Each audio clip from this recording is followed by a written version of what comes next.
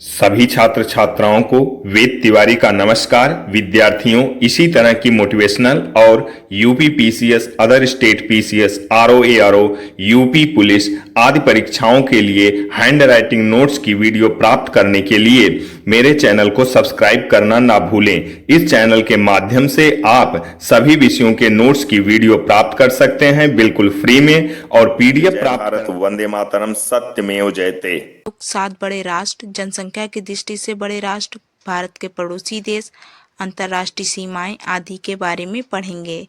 तो आइए वीडियो ध्यान से देखते व सुनते हैं। भारत एक परिचय। भारत एशिया महाद्वीप में स्थित है। क्षेत्रफल की दृष्टि से भारत का विश्व में 7वां स्थान है। क्षेत्रफल की दृष्टि से 7 बड़े राष्ट्र रूस, चीन चौथे नंबर पे है, अमेरिका तीसरे नंबर पे है, ब्राज़ील, ऑस्ट्रेलिया, भारत। जनसंख्या की दृष्टि से भारत दूसरा सबसे बड़ा राष्ट्र है। जनसंख्या की दृष्टि से बड़े राष्ट्र चीन, Bharat, America, Indonesia, Brazil. Bharat का क्षेत्रफल 32,87,263 वर्ग किलोमीटर है। भारत का क्षेत्रफल विश्व के क्षेत्रफल का 2.4% है, जबकि यह पूरे विश्व की 17.5% जनसंख्या निवास करती है। भारत की आकृति चतुष्कोणीय है। सीमाएं: उत्तर बिंदु इंदिरा कॉल में स्थित है। दक्षिणतम बिंदु Indira point, Pygmalion point, great Nicobar में स्थित है। पश्चिमी बिंदु भुज गुजरात, पूर्वी बिंदु वालांगू अरुणाचल प्रदेश। भारत के पड़ोसी देश: पश्चिम में पाकिस्तान, अफगानिस्तान, पूर्वी में म्यांमार, बांग्लादेश, उत्तरी पूर्वी देश नेपाल, भूटान, उत्तरी देश चीन।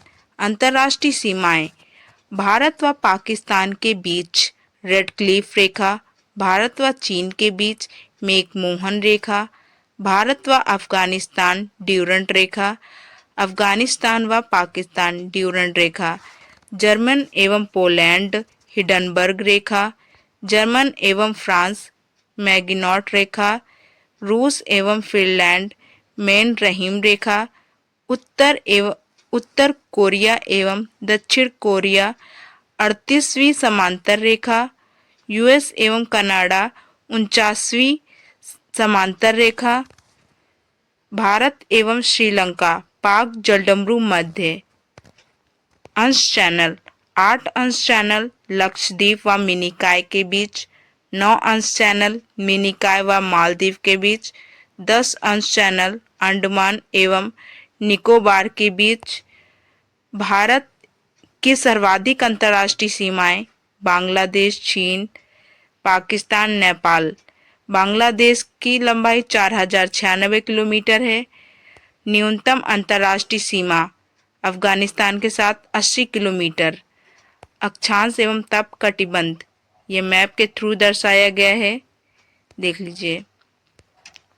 अक्षांश एवं रेखा: 0 अक्षांश भूमध्यम रेखा, 23.5 उत्तरी अक्षांश कर्क रेखा, 66.5 उत्तरी अक्षांश आर्कटिक रेखा, 23.5 दक्षिणी अक्षांश मकर रेखा, 66.5 दक्षिणी अक्षांश अंटार्कटिक रेखा।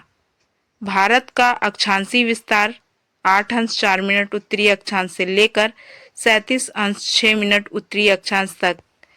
भारत का देशांतरीय विस्तार 68 अंश 7 मिनट पूर्वी देशांतर से 97 अंश 25 मिनट पूर्वी देशांतर के मध्य है। भारत का अक्षांशीय व देशांतरीय विस्तार का अंतर लगभग समान है, क्योंकि दोनों में ही 29 अंश का अंतर है। भारत की उत्तरी एवं दक्षिणी लंबाई 3214 किलोमीटर है। भारत की पूर्व से पश्चिम की लंबाई 2933 किलोमीटर है। जम्मू कश्मीर जो कि उत्तर में है, दक्षिण में कन्याकुमारी, पश्चिम में गुजरात, अरुणाचल प्रदेश पूर्व में। भारत की कुल स्थलीय लंबाई 15,200 किलोमीटर है। समुद्र सीमा की लंबाई 6100 किलोमीटर है। अंडमान निकोबार, लक्षद्वीप आदि को शामिल कर कुल समुद्र लंबाई 7,516.16 किलोमीटर है। सर्वाधिक सीमा से स्पर्श करने वाला राज्य 9 राज्य हैं। सर्वाधिक लंबी तट रेखा वाला राज्य गुजरात, आंध्र प्रदेश, तमिलनाडु। सबसे छोटी तट रेखा गोवा। कर्क रेखा भारत को लगभग 2 बराबर भागों में बांटती है। कर्क रेखा भारत के 8 राज्यों से गुजरती है। आइए देखते हैं। गुजरात, राजस्थान, मध्य प्रदेश, छत्तीसगढ़, झारखंड, पश्चिम बंगाल, त्रिपुरा, मिजोरम। कर्क रेखा से उत्तर का भाग शीतोष्ण कटिबंध में एवं दक्षिण का भाग उष्ण कटिबंध में आता है।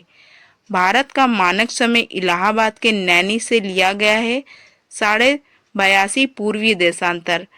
भारत का मानक समय GMT ग्रीनविच मीन टाइम से 5 घंटा 30 मिनट आगे है। भारत के पूर्वी एवं पश्चिमी छोर में लगभग 2 घंटे का अंतर है, यानी गुजरात एवं अरुणाचल प्रदेश के बीच 2 घंटे का अंतर है। उत्तर प्रदेश राज्य की सीमाएं सर्वाधिक राज्यों से स्पर्श करती हैं। भारत का न्यूनतम तापमान वाला स्थान लेह लद्दाख।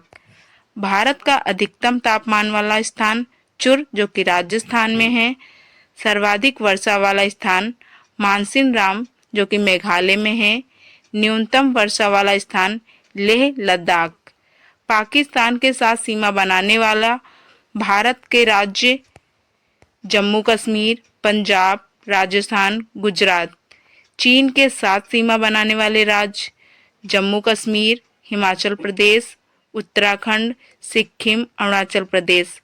सिक्किम एकमात्र ऐसा देश है जिसकी सीमा सिक्किम एकमात्र ऐसा राज्य है जिसकी सीमा 3 देशों से मिलती हैं।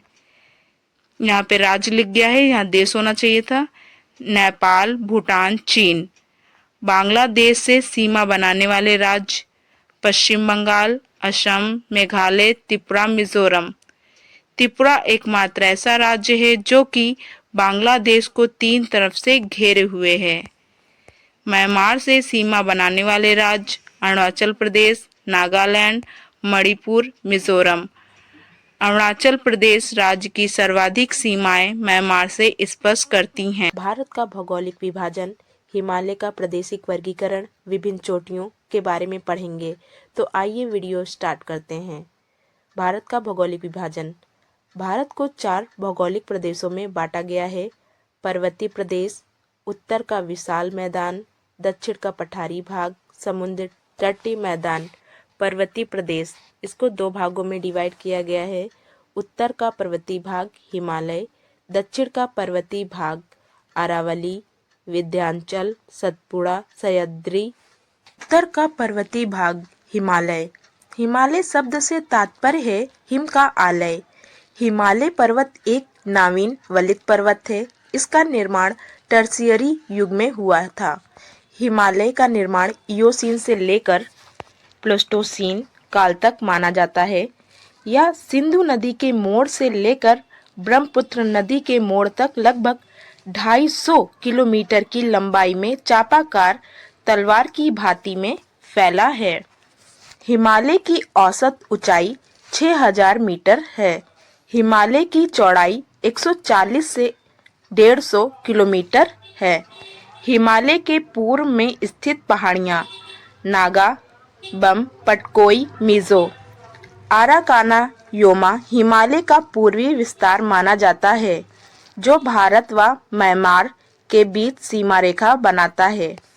भारत व म्यांमार के बीच आराकाना योमा सीमा रेखा बनाता है। आज जहाँ हिमालय पर्वत है, पहले वहाँ टेटिस सागर स्थित था। हिमालय को अल्पाइन क्रम का पर्वत कहा जाता है। अल्पाइन क्रम के पर्वत नवीन वलित पर्वत, अफ्रीका एटलस पर्वत, उत्तरी अमेरिका रॉकी पर्वत, दक्षिणी अमेरिका एंडीज पर्वत, यूरोप यूराल पर्वत, भारत हिमालय। विश्व का प्राचीनतम वलित पर्वत अरावली पर्वत है। अरावली पर्वत प्री कैम्बियन कैलोडियन काल में हुआ है। विश्व का नवीनतम वलित पर्वत शिवालिका शिवालिका पर्वत प्लेस्टोसीन काल से माना जाता है। हिमालय का भौगोलिक वर्गीकरण। ट्रांस हिमालय तिब्बत हिमालय में है। महान हिमालय, लघु हिमालय, शिवालिका हिमालय। ट्रांस हिमालय, तिब्बत हिमालय। ट्रांस हिमालय का सर्वाधिक विस्तार तिब्बत में होने के कारण इसे तिब्बत हिमालय कहा जाता है। इसका पता सर्वप्रथम स्वेन हैडन ने 1906 में लगाया था। ट्रांस हिमालय में स्थित चोटियां उत्तर से दक्षिण क्रम काराकोरम, लद्दाख, जास्कर, पीर पंजाल। लद्दाख का पूर्वी विस्तार ही कैलाश शिखर कहा जाता है। महान हिमालय, इसे हिमालय का सर्वोच्च भाग माना जाता है। चारों हिमालय में सबसे ऊंचा हिमालय महान हिमालय है। यह पश्चिमी में नंगा पर्वत से लेकर पूर्व में नामचा बरवा तक फैला हुआ है। यह सदैव बर्फ से ढका रहता है। इसका आंतरिक भाग आर्कियन शैलों का बना है, जिसमें नीस, ग्रेनाइट, सिस्ट जैसी चट्टानें हैं। बाह्य भाग कांतरिक चट्टानों का बना हुआ है। महान हिमालय में स्थित चोटियां। माउंट एवरेस्ट, इसकी ऊंचाई 8,848 मीटर, यह नेपाल में स्थित है। कंचनजंगा, इसकी ऊंचाई 8,598 मीटर है, यह सिक्किम भारत में स्थित है। मकालू 8,481 मीटर, उत्तराखंड भारत में स्थित है। धौलागिरी 8,172 मीटर, उत्तराखंड भारत। नंगा पर्वत 8,126 मीटर है। Annapurna 8,078 metre. Nanda Devi 7,817 metre. Namcha Barwa 7,756 metre. Nanda Devi Uttarakhand की सर्वोच्च चोटी है। भारत की सबसे ऊंची चोटी K two Godwin Austen Karakoram, Ladakh Bharat में स्थित है। विश्व की सर्वोच्च चोटियां। Mount Everest 8,848 metre, K two Godwin Austen 8,611 metre, Kanchenjunga 8,598 metre. लघु हिमालय या महान हिमालय के समांतर दक्षिण में विस्तृत है। इसे हिमालय श्रेणी भी कहा जाता है। लघु हिमालय की औसत ऊंचाई 4500 मीटर है। लघु हिमालय में सर्वाधिक पर्वतीय स्थल स्थित होते हैं। लघु हिमालय के पर्वतीय स्थल शिमला, मसूरी, नैनीताल, दार्जिलिंग जो कि पश्चिम बंगाल में है, जकार्ता, रानीखेत, अल्मोड़ा। लघु हिमालय में स्थित चोटियां पीर पंजाल, नागा टिम्बा, महाभारत। उत्तर से दक्षिण की ओर चोटियों का क्रम काराकोरम, लद्दाख, जास्कर, पीर पंजाल, धौलागिरी, महाभारत श्रेणी। भारत की संरचना एवं उच्चावाच। ट्रांस हिमालय, महान हिमालय, लघु हिमालय, शिवालिका, भवरा प्रदेश, तराई प्रदेश, बागर, खादर, प्रायद्वीपीय भारत। शिवालिका हिमालय। शिवालिका विश्व की नवीनतम चोटी मानी जाती है। इसका निर्माण प्लेस्टोसीन काल में हुआ माना जाता है। यह लघु हिमालय के दक्षिण में फैली हुई है। यह पंजाब के पोतवार बेसिन से लेकर पूर्व में कोसी नदी तक विस्तृत है। पोतवार बेसिन पंजाब राज्य में स्थित है।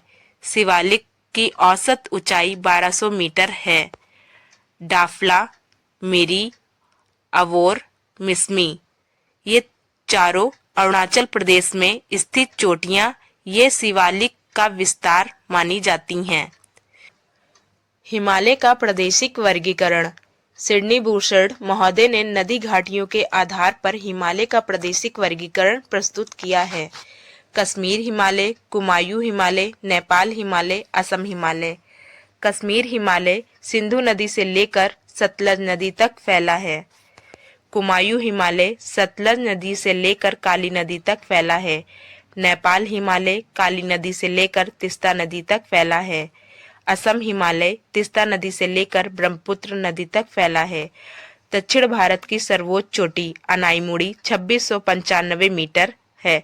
अनाईमलाई पर्वत अन्नामलाई पर्वत की एक चोटी अनाईमुड़ी है जो कि 2695 मीटर है। अरावली का सर्वोच्च शिखर गुरु शिखर 1722 मीटर। विंध्य की सर्वोच्च चोटी गौमनपुर शिखर विंध्याचल। सतपुड़ा की सर्वोच्च चोटी धूपगढ़ या 1350 मीटर अमरकंटक। नीलगिरी की सर्वोच्च चोटी दोदा बेटा 2637 मीटर। पूर्वी घाट की सर्वोच्च चोटी महेंद्र गिरी 150 मीटर। छोटा नागपुर पठार की सर्वोच्च चोटी पारसनाथ 1365 मीटर। सह्याद्री की सर्वोच्च चोटी कालसुबाई 1646 मीटर। अंडमान की सर्वोच्च चोटी सैंडल पीक 728 मीटर। निकोबार की सर्वोच्च चोटी mount Thuillier 1642 metre. Thuillier peak. Toda जनजाति सबसे ज्यादा नीलगिरी पर पाई जाती है। विद्यार्थियों, ऐसी वीडियो पाने के लिए चैनल को सब्सक्राइब करना ना भूलें। जय हिंद, जय भारत, वंदे मातरम, सत्यमेव जयते। भारतीय दर्रे। जम्मू कश्मीर के दर्रे काराकोरम दर्रा जम्मू कश्मीर, जोजिला दर्रा जम्मू कश्मीर, बुर्जिल दर्रा जम्मू कश्मीर, पीर पांजाल दर्रा जम्मू कश्मीर, बनिहाल दर्रा जम्मू कश्मीर। हिमाचल प्रदेश के दर्रे बड़ा लाचा दर्रा हिमाचल प्रदेश, शिपकिला दर्रा हिमाचल प्रदेश, रोहतांग दर्रा हिमाचल प्रदेश। ये तीनों ही दर्रे हिमाचल प्रदेश में हैं। उत्तराखंड के दर्रे मनाला उत्तराखंड, नीतिला दर्रा उत्तराखंड, लिपुलेखाला उत्तराखंड, थानला उत्तराखंड। सिक्किम में दर्रे नाथुला सिक्किम में, जेलेयाला सिक्किम। अरुणाचल प्रदेश के दर्रे वोमडिला दर्रा अरुणाचल प्रदेश, यांग्याय दर्रा अरुणाचल प्रदेश, दिफू दर्रा अरुणाचल प्रदेश। मणिपुर में स्थित दर्रे तुजू दर्रा मणिपुर में है। तिवेद्रम में दर्रे सेनकोट्टा दर्रा तिवेद्रम। दक्षिण भारत के दर्रे थाल घाट दर्रा मुंबई से नासिक, भोर घाट दर्रा नासिक से पुणे, पाल घाट दर्रा नीलगिरी व अन्नामलाई के बीच। भारत के सबसे पूर्वी छोर में स्थित दर्रा वोमेडिला दर्रा है। काराकोरम दर्रा भारत का सबसे सर्वोच्च या ऊंचा दर्रा है। काराकोरम दर्रा माना जाता है ये दर्रा लद्दाख व चीन के बीच रास्ता बनाता है। बनिहाल दर्रा पीर पंजाल पर्वत चोटी में स्थित है। बनिहाल दर्रे में जवाहर सुरंग बनाई गई है। बनिहाल दर्रा जम्मू से श्रीनगर के लिए रास्ता बनाता है। बड़ा लाचा दर्रा हिमाचल प्रदेश में स्थित है। बड़ा लाचा लेह से लद्दाख के लिए रास्ता बनाता है। जोजिला दर्रा जास्कर पर्वत चोटी में स्थित है। जोजिला दर्रा श्रीनगर से लेह के लिए रास्ता बनाता है। बुर्जिल दर्रा श्रीनगर से लद्दाख के लिए रास्ता बनाता है। दक्षिण का भाग अरावली, विंध्याचल, सतपुड़ा, सह्याद्री। अरावली विश्व की प्राचीनतम वलित चोटी है। निर्माण युग प्री कैम्बियन से लेकर कैलोडियन काल तक निर्मित है। यह दिल्ली शहर से लेकर गुजरात के पालनपुर तक लगभग 850 किलोमीटर की लंबाई में फैला हुआ है। वर्तमान में ये अवशिष्ट पहाड़ियों के रूप में स्थित है। अरावली का विभिन्न स्थानों पर भिन्न भिन्न नाम है। आइए देखते हैं। दिल्ली में दिल्ली रिज, दिल्ली कटक। उदयपुर में जरगा की पहाड़ियां। अलवर में हर्षनाथ पहाड़ियां। टोडागढ़ जो कि राजस्थान में है। मारवाड़ की पहाड़ियां। राजस्थान का पूर्वी भाग बूंदी की पहाड़ियां। अरावली की सर्वोच्च चोटी गुरु शिखर कुम्हालगढ़। अरावली से निकलने वाली नदियां माही, लूनी, बनास। माही नदी जो कि राजस्थान गुजरात में है। माही नदी जो कि राजस्थान और गुजरात में है। विंध्याचल पर्वत मलवा पठार पर स्थित है। ये गुजरात से लेकर कोसी नदी तक विस्तृत है। मलवा पठार का पूर्वी भाग महादेव पर्वत, मलवा पठार का मध्यवर्ती भाग मैकाल सेड़ी व पश्चिमी सिरा राजपीपला सेड़ी कहा गया है। यह रेंज लाल बलुआ पत्थर के लिए जाना जाता है। भारत की जल विभाजन रेंज विंध्यन रेंज है। विंध्यन को पूर्व में कैमूर रेंज भी कहा जाता है। विंध्यन रेंज से निकलने वाली नदियां चंबल, बेतवा, केन, धशान, सतपुड़ा 7 समांतर मोड़ों में फैले होने के कारण इसे सतपुड़ा कहा जाता है। नर्मदा व ताप्ती नदियों के बीच सतपुड़ा स्थित है। नर्मदा व ताप्ती को सतपुड़ा अलग करता है। सतपुड़ा का सर्वोच्च शिखर धूपगढ़, अमरकंटक, सह्याद्री, पश्चिम घाट का उत्तरी भाग सह्याद्री के नाम से जाना जाता है। यह महाराष्ट्र से लेकर कुमारी अंतरीय तक लगभग 1600 किलोमीटर लंबाई में विस्तृत है। सह्याद्री एक भ्रंश कागार है। सह्याद्री का सर्वोच्च शिखर कालसुबाई है। पर्वत व उनके वर्तमान में स्थित स्थान अरावली जो कि अवशिष्ट पर्वत है, सह्याद्री भ्रंश कागार, नीलगिरी भ्रंशोत्तर पर्वत, शिवालिक नवीनतम पर्वत, उत्तर से दक्षिण को चोटियां का क्रम, नल्लामलाई, कुर्नूल, कुडप्पा जनपद आंध्र प्रदेश, पालकोडा हिल्स चित्तूर जिला आंध्र प्रदेश, जावदी हिल्स तिरुवंतलूर उत्तरी आर्कट जिला तमिलनाडु, शिवराय हिल्स सलेम तमिलनाडु, नीलगिरी कोयम्बटूर तमिलनाडु, पालनी हिल्स डिंगडुंगुला तमिलनाडु, अन्नामलाई अन्नामुडी तमिलनाडु, कोडेमम हिल्स इलायची की पहाड़ियां केरल व तमिलनाडु के बीच हैं। महेंद्रगिरी तमिलनाडु में है। उत्तर का विशाल मैदान हिमालय का निर्माण एशिया प्लेट व इंडियन प्लेट के टकराने से हुआ था। एडवर्ड स्वेज के अनुसार उत्तर का विशाल मैदान गर्त में नदियों द्वारा बहाकर लाए गए मलबे के जमाव से निर्मित हुआ है। उत्तर का विशाल भारत का ही नहीं अपितु संपूर्ण विश्व का सबसे उपजाऊ मैदान माना जाता है। यह गंगा ब्रह्मपुत्र जैसी नदियों के द्वारा लाई गई जलोढ़ मिट्टी से निर्मित है। इसका विस्तार लगभग 7 लाख वर्ग किलोमीटर है। चौड़ाई लगभग 300 किलोमीटर है। उत्तर के विशाल मैदान में स्थित राज्य पंजाब, हरियाणा, उत्तर प्रदेश, बिहार, झारखंड, पश्चिम बंगाल। विशाल मैदान निम्न भाग भाबर प्रदेश, तराई प्रदेश, बागर, खादर, भूड। भाबर प्रदेश यह शिवालिक के दक्षिण में उसके समांतर फैला हुआ प्रदेश है। यहाँ नदियां विलुप्त सी हो जाती हैं। यहाँ क्षेत्र अत्यंत ही पथरीला है। यहाँ कंकड़ पत्थर से ढकी हुई जमीन देखी जा सकती हैं। यहाँ कृषि के लिए अनुपजाऊ होती हैं। एग्जाम्पल देहरादून, अनमोड व मुरादाबाद का ऊपरी क्षेत्र। तराई प्रदेश का विस्तार बाबर प्रदेश के दक्षिण में समांतर रूप में देखने को मिलता है। यह लखीमपुर खीरी से लेकर गोरखपुर तक एक पतली पट्टी के रूप में विस्तृत है। यहाँ नदियां पुनः प्रकट होने लगती हैं और दलदल का निर्माण होता है। यहाँ मच्छरों का प्रकोप बहुत अधिक होने के कारण मलेरिया रोग बहुतायत पाया जाता है। बागर प्रदेश यह क्षेत्र तराई प्रदेश के ठीक दक्षिण में फैला हुआ है। यहाँ की मिट्टी को पुरातन जलोढ़ कहा जाता है। यह पहले नदियों के बाढ़ का पानी पहुंच जाता था, परंतु अब यह क्षेत्र नदियों द्वारा परित्याक्त है। एग्जाम्पल उन्नाव, बागरमऊ, बागर, पुरातन जलोढ़। यहाँ कंकड़ का जमाव पाया जाता है। खादर इसे नवीनतम जलोढ़ कहा जाता है। यहाँ प्रतिवर्ष नदियां बाढ़ का जल एकत्रित करती हैं। प्रति वर्ष नई जलोढ़ मृदा को परत जमा होती रहती हैं। एग्जाम्पल हरदोई, सीतापुर, बाराबंकी, लखनऊ। खादर नवीनतम जलोढ़ है। भूड़ यह बलुई मिट्टी का क्षेत्र है। यहाँ बालू के ढेर देखने को मिलते हैं। यहाँ जमीन बंजर सरखी होती है।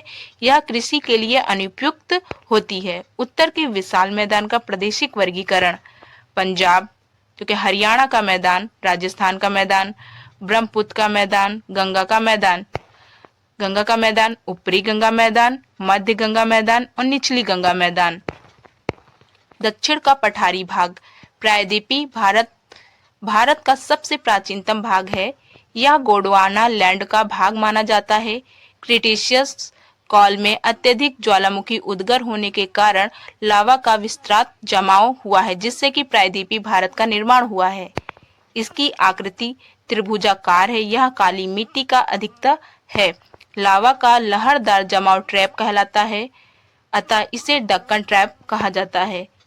इसमें निम्न पठारी क्षेत्र आते हैं: मलवा का पठार, अरावली की उच्च भूमि, छोटा नागपुर का पठार, बुंदेलखंड का पठार, बघेला खंड का पठार, मेघालय का पठार, दंडकर्ण क्षेत्र, तेलंगाना का पठार, महाराष्ट्र का पठार, कर्नाटक का पठार। समुद्र तटीय मैदान। भारत के समुद्र तटीय भाग को दो भागों में बांटा गया है: पश्चिमी तट, पूर्वी तट। पश्चिमी तट यह भारत का सबसे पश्चिमी तटीय क्षेत्र है, जो अरब सागर व खंबात की खाड़ी से लेकर केरल व तमिलनाडु तक देखने को मिलता है। ये मैप के थ्रू दर्शाया गया है, देख लीजिए। गुजरात से लेकर कैप कैमोरीन तक यानी कन्याकुमारी अंतरीय तक हिस्सा पश्चिमी तट माना जाता है। भारत के समूह। भारत में कुल 247 द्वीप समूह माने जाते हैं। 204 द्वीप बंगाल की खाड़ी में, 36 द्वीप अरब सागर में, 7 द्वीप मन्नार की खाड़ी हिंद महासागर में स्थित है। अरब सागर में जितने भी द्वीप स्थित हैं प्रबल निर्मित हैं। बंगाल की खाड़ी के द्वीपों को शिवालिक का विस्तार माना जाता है। इनकी उत्पत्ति टर्शियरी युग की मानी जाती है।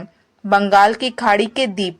बंगाल की खाड़ी के द्वीप अर्धचंद्राकार हैं। इनका क्षेत्रफल 8,326 वर्ग किलोमीटर माना जाता है।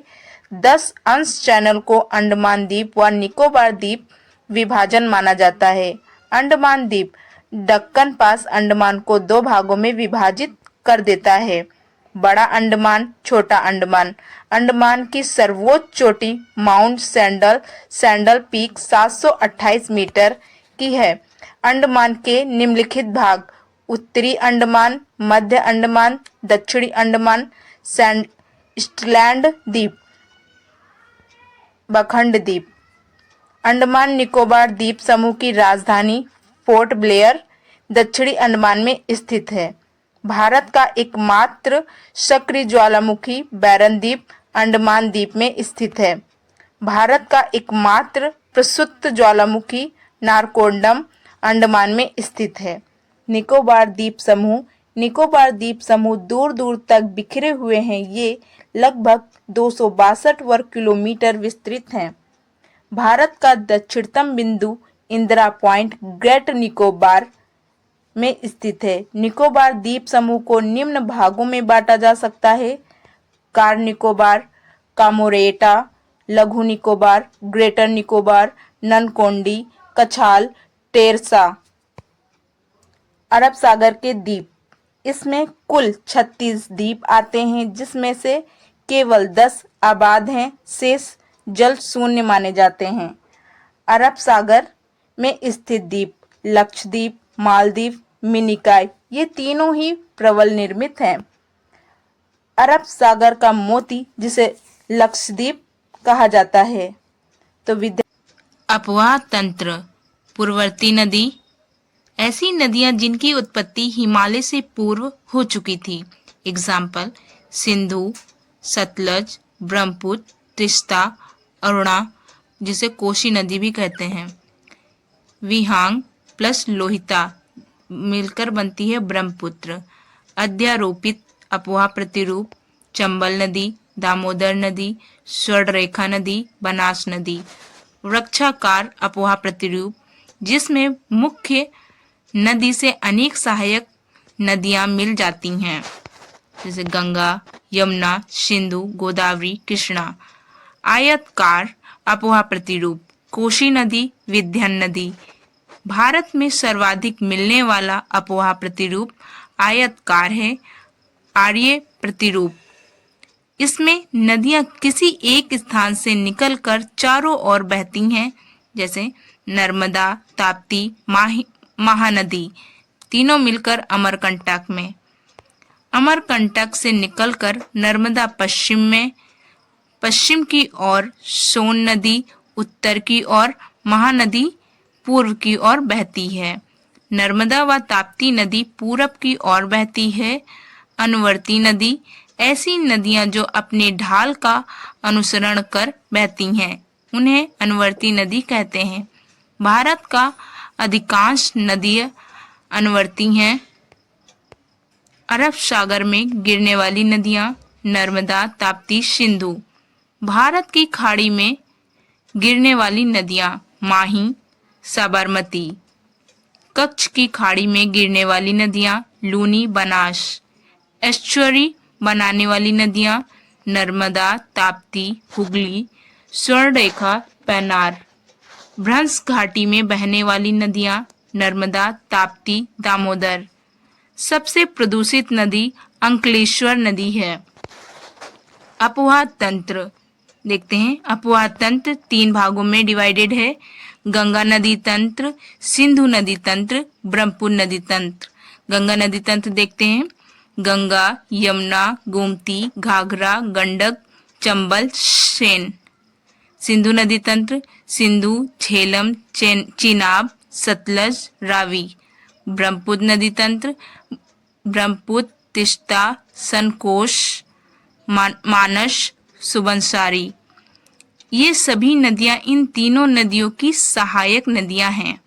सिंधु नदी का उद्गम कैलाश पर्वत पर स्थित बोखराचू गलेश्वर से माना जाता है।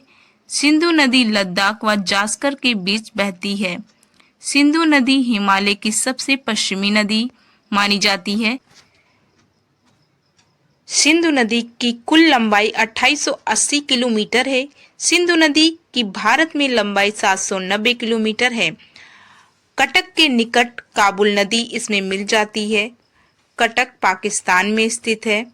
सतलज सिंधु की सबसे बड़ी सहायक नदी है। सिंधु की सहायक नदियां सतलज, रावी, चिनाब, झेलम, ब्यास, काबुल, द्रास, हुजा, गिलगित, श्योक। दो नदियों के बीच के स्थान को दो आप कहते हैं।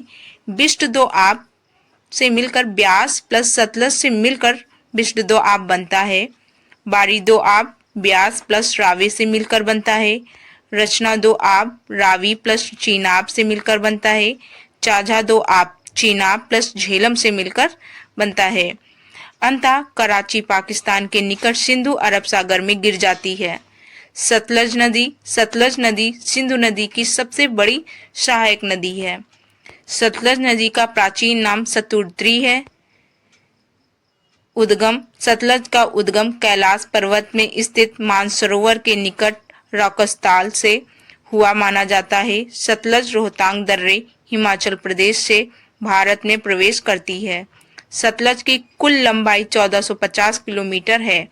भाखड़ा 1500 किलोमीटर नागल बांध है। बांध जलाशय, नागल का मतलब विद्युत केंद्र। भाखड़ा नागल बांध सतलज नदी पर ही बनाया गया है। इंदिरा गांधी नहर परियोजना को हरिके बैराज के निकट सतलज में ब्यास के जल को मिलाकर निकाला गया है। इंदिरा गांधी नहर परियोजना को राजस्थान की जीवन रेखा कहा जाता है। चीनाब नदी का प्राचीन नाम अश्वनी है। उद्गम बड़ा लाचा दर्रा, जास्कर पर्वत। चीनाब नदी को 2 भाग में बांटा गया, चंद्र प्लस भागा, इसलिए इसे हिमाचल प्रदेश में चंद्रनगर नदी कहा जाता है। रावी नदी का उद्गम रोहतांग दर्रे से हुआ है। रावी चीनाब में मिल जाती है। रावी की कुल लंबाई 700 किलोमीटर है। व्यास व रावी नदी का उद्गम एक ही है। व्यास का जल सतलज में मिला दिया जाता है। व्यास की कुल लंबाई 460 किलोमीटर है। झेलम नदी का उद्गम बेरीनाग के निकट शेष नाग झील से माना जाता है। बनिहाल दर्रे के निकट या वुलर झील व जम्मू कश्मीर घाटी के दोनों के बीच बहती है। श्रीनगर झेलम नदी के किनारे बसा हुआ है। गंगा भारत की सबसे लंबी नदी मानी जाती है। गंगा की लंबाई 2550 किलोमीटर है। गंगा की सर्वाधिक लंबाई उत्तर प्रदेश में है, 1300 किलोमीटर है। गंगा का उद्गम गौमुख गंगोत्री से हुआ है। गंगा का वास्तविक उद्गम मैप के थ्रू दर्शाया गया है।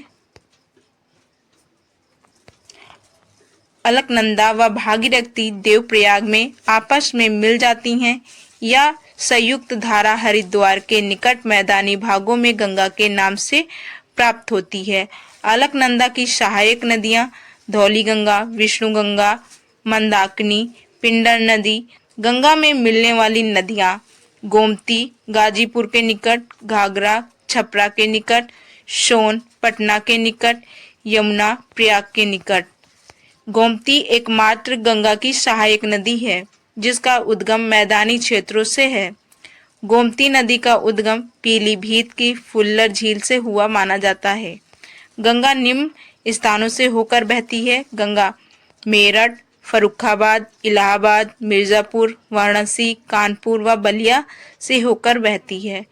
गंगा पद्मा के नाम से बंगाल की खाड़ी में गिर जाती है। गंगा की सहायक नदी देखते हैं यमुना, सोन, रामगंगा, हुगली, माता टीला, गोमती, भागीरथी, कोशी, महानंदा, गंडक, अलकनंदा। बंगाल का शोक हुगली को कहा जाता है, बिहार का शोक कोशी को, असम का शोक ब्रह्मपुत्र को। अलकनंदा प्लस भागीरथी को मिलाकर देवप्रयाग बनता है। विष्णु गंगा प्लस धौली गंगा विष्णुप्रयाग में मिलता है।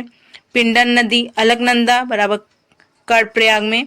मंदाकिनी प्लस अलकनंदा को मिलाकर नंदप्रयाग। प्रयाग का मतलब मिलना होता है। यमुना नदी उद्गम बंदरपूछ के निकट यमुनोत्री ग्लेशियर से हुआ है। यमुना गंगा की विशालतम सहायक नदी है। यमुना की कुल लंबाई 1384 किलोमीटर है। इलाहाबाद में यमुना गंगा में मिल जाती है। यमुना की सहायक नदियां चंबल, बेतवा, केन, धासान, रिहंद, हिंडन, टोंस, गिरी, आसान। घाघरा नदी इसे पश्चिम में नेपाल में कारनाली कहा जाता है। उद्गम गुरला माधंत मानसरोवर के दक्षिण में स्थित है। मानसरोवर कैलाश में स्थित है। घाघरा नदी भारत में सर्वाधिक मार्ग परिवर्तन करने वाली नदी है। घाघरा को सर्वाधिक विश्वघाती नदी कहा जाता है। काली नदी इसका उद्गम मिलाम हिमनद। काली नदी के उपनाम शारदा, गौरी गंगा, सरजू नदी, चौका नदी। जब शारदा नदी भारत व नेपाल सीमा पर बहती है तो इसे काली नदी कहा जाता है। बहरम घाट बाराबंकी में घाघरा के मिलने से पहले यह चौका कहलाती है। शारदा नदी नेपाल व पीलीभीत के बीच एक सीमा बनाती है। लखीमपुर खीरी में इसकी 4 शाखाएं हैं। उल, चौका, दाहोर, दहावर जिसे दहौरा भी कहते हैं, सुहेली। गंडक नदी इसे नेपाल में सालिग्रामी कहा जाता है। मैदानी भागों में यह नारायणी के नामों से जानी जाती है। यह बिहार के चंपारण से मैदानी क्षेत्रों में प्रवेश करती है। इसका उद्गम नेपाल हिमालय के धौलागिरी पर्वत से होता है। सहायक नदियां त्रिशूल गंगा, बूढ़ी गंडक जिसे काली गंडक भी कहते हैं। सोनपुर बिहार में गंगा से मिल जाती है। सोनपुर पशु मेला के लिए जाना जाता है। इसे अरुणा नदी भी कहा जाता है। अरुण नदी का उद्गम गोसाई थाना से माना जाता है। इसे बिहार का शोक भी कहा जाता है। यह महाभारत व शिवालिक श्रेणी के बीच बहता है।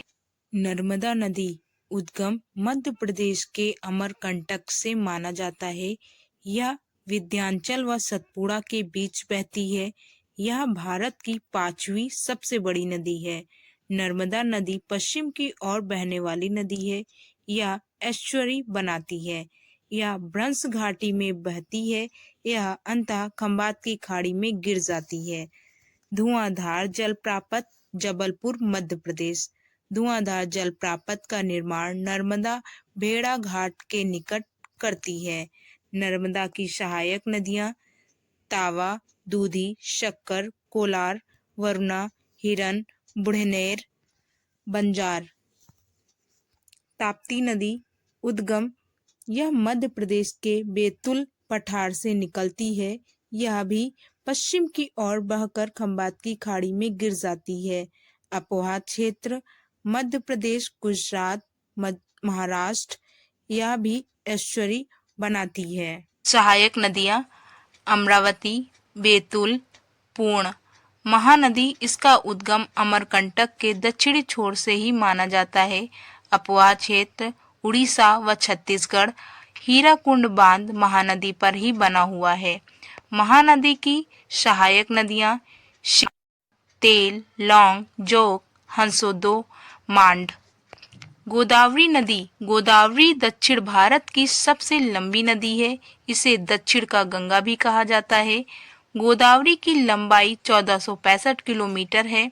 अपवाह क्षेत्र महाराष्ट्र, मध्य प्रदेश व आंध्र प्रदेश से होकर बहती है।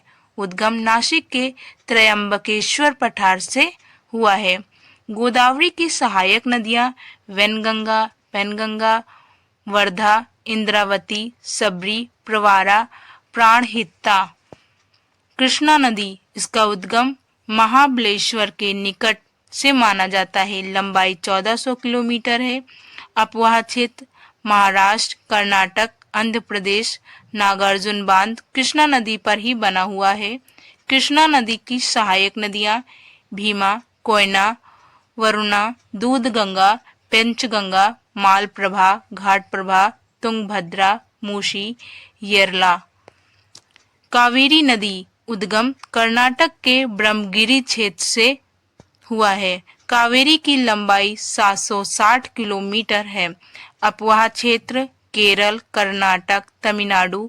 शिव समुद्रम जलप्रपात कावेरी नदी पर ही बना हुआ है। कावेरी की सहायक नदियां हेमावती, लोकपावनी, अर्कवती, अमरावती। लूनी नदी उद्गम इसका अरावली पहाड़ी से हुआ है। यह एकमात्र ऐसी नदी है जिसका प्रवाह क्षेत्र थार का मरुस्थल है। लूनी नदी भूमि बंधित नदी है। यह नदी थार के मरुस्थल में ही लुप्त हो जाती है। लूनी कच्छ की खाड़ी में गिर जाती है। इसकी सहायक नदियां सुरसती, बूंदी, सुक्री, जवाई। दामोदर नदी उद्गम छोटा नाग पठार से हुआ है। जैविक मरुस्थल दामोदर नदी को जैविक मरुस्थल कहा जाता है। यह अत्यधिक प्रदूषित होने के कारण हुआ है। बराक नदी दामोदर की सहायक नदी है। दामोदर हुगली की सहायक नदी है। हुगली गंगा की सहायक नदी है। चंबल नदी इसका उद्गम मध्य प्रदेश के जनपावा पहाड़ी से हुआ है। अपवाह क्षेत्र मध्य प्रदेश, भिंड, मुरैना, राजस्थान, झलवाड़ा, कोटा, बूंदी, धौलपुर। पौराणिक नदी का यह प्राचीन नाम चम्रावती है। चर्मवती लंबाई 960 किलोमीटर। चंबल में बिहार क्षेत्र का निर्माण किया गया है। भारत का सर्वाधिक गली अपर्दान वाला क्षेत्र चंबल बेसिन है।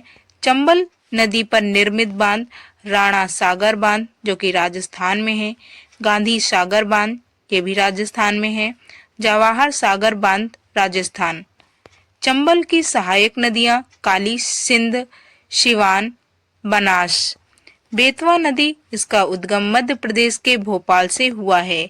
अपवाह क्षेत्र भोपाल, ग्वालियर, झांस, जलौन, हामिरपुर।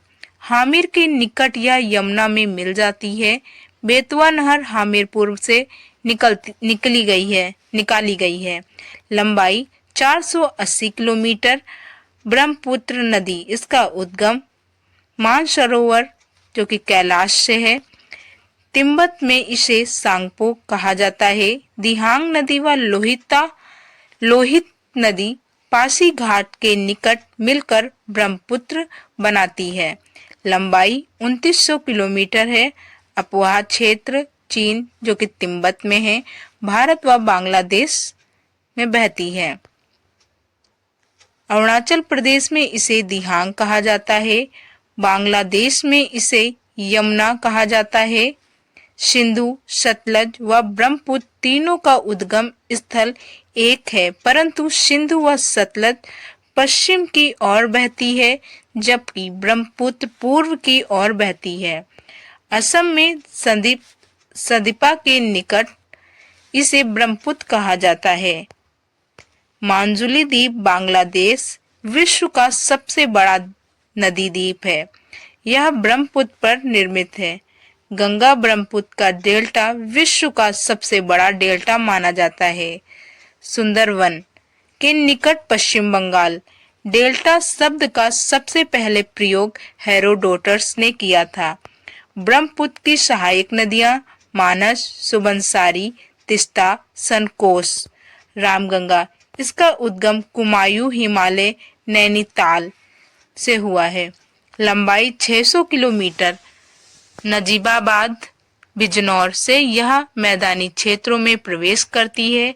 कन्नौज हरदोई में यह गंगा से मिल जाती है। माही नदी यह गुजरात में बहती है। इसका उद्गम अमझारा विध्यांचल, यह खंबात की खाड़ी में गिर जाती है। उकाई परियोजना माही नदी पर निर्मित है। झीलें, विवर्तनिक झीलें, ऐसी झीलें जिनका दरार एवं भ्रंशन से हुआ है। एग्जाम्पल, वूलर झील जम्मू कश्मीर में है। नौकुचिया झील उत्तराखंड। ये झीलें कश्मीर व कुमायूं के पर्वतीय क्षेत्रों में पाई जाती हैं। ज्वालामुखी झीलें, जिसे क्रेटर झील भी कहते हैं। ज्वालामुखी के क्रेटर में जल भर जाने से ज्वालामुखी झील का निर्माण होता है। एग्जाम्पल, बुड़वाना झील जो कि महाराष्ट्र में है। लोनार झील महाराष्ट्र में है। अनूप झील, इसे लैगून झील भी कहा जाता है। एग्जाम्पल, अष्टमुखी झील जो कि केरल में है। बेबनान झील केरल, चिल्का झील उड़ीसा, कोलेरू झील आंध्र प्रदेश, पुलिकट झील आंध्र प्रदेश व तमिलनाडु सीमा पर स्थित है।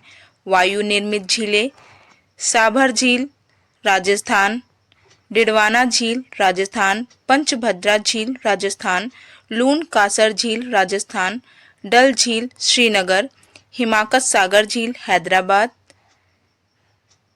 हुसैन सागर झील आंध्र प्रदेश, काली बैली झील पांडुचेरी, फुल्लर झील पीलीभीत, लोकटक झील मणिपुर, ओस्मान सागर हैदराबाद, पुष्कर झील अजमेर। भारत में मीठे पानी की सबसे बड़ी झील वूलर झील है जो कि जम्मू कश्मीर में है। भारत में सबसे बड़ी लैगून झील चिल्का झील जो कि उड़ीसा में है। जलप्रपात, जोग प्रपात सरस्वती नदी पर बना हुआ है। शिव समुद्रम जलप्रपात कावेरी नदी पर। गर सोतपा महात्मा गांधी जलप्रपात पर बना हुआ है। पैकारा जलप्रपात नीलगिरी। चुलिया चंबल प्रपात चंबल नदी पर। धुआंधार जलप्रपात नर्मदा नदी। मंकी प्रपात कोयम्बटूर। विषभ प्रपात मेघालय। भारत का सबसे ऊंचा जलप्रपात जोग प्रपात है। भारतीय भूगोल में जलवायु पढ़ेंगे, तो आइए वीडियो ध्यान से देखते व सुनते हैं। जलवायु, जल प्लस वायु से मिलकर जलवायु बनता है। जलवायु वर्षा, तापमान, पवनों का प्रवाह, मृदा। भारत एक मानसूनी जलवायु वाला देश है। मानसून शब्द पवनों के प्रवाह को इंगित करता है। इसमें पवनों को प्रवाह 6 माह का होता है। पवने 6 माह तक स्थल मार्ग से जल मार्ग की ओर एवं 6 माह तक जल भाग से स्थल भाग की ओर चलती हैं।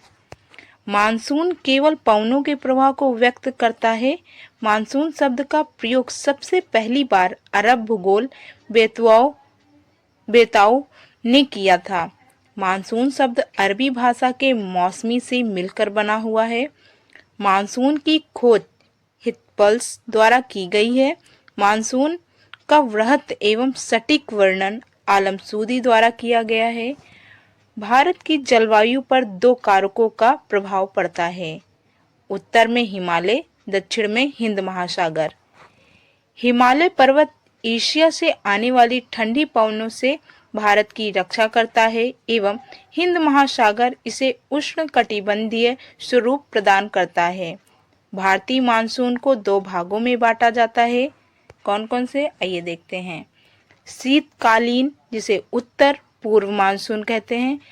ग्रीष्मकालीन, दक्षिण से पश्चिम मानसून। भारत में ऋतुएं, उत्तर से पूर्वी मानसून। उत्तर पूर्वी मानसून के अंतर्गत 2 ऋतुएं आती हैं। शीतकाल 1 दिसंबर से 15 मार्च तक माना जाता है। ग्रीष्मकाल 15 मार्च से 31 मई तक माना जाता है। दक्षिणी पश्चिमी मानसून। दक्षिणी पश्चिमी मानसून के अंतर्गत भी 2 ऋतुएं आती हैं। वर्षा ऋतु 1 जून से 30 सितंबर तक माना जाता है। प्रत्यावर्तन काल या लौटता हुआ मानसून 1 अक्टूबर से 30 नवंबर। शीतकाल 1 दिसंबर से 15 मार्च तक। भारत में शीत ऋतु सामान्यतः 2 सामान्य रहती हैं, परंतु कभी-कभी शीतलहर का प्रयोग भी देखने को मिलता है। तापमान ठंडे महीने जनवरी फरवरी औसत तापमान 21 डिग्री सेल्सियस पवनें शुष्क होती हैं। आसमान साफ रहता है। वर्षा सामान्यतः भारत में शीत ऋतु शुष्क होती हैं रहती हैं, अर्थात वर्षा नहीं होती है। भारत में शीतकाल में वर्षा पश्चिमी विक्षोभ के प्रवेश होने के कारण होती है।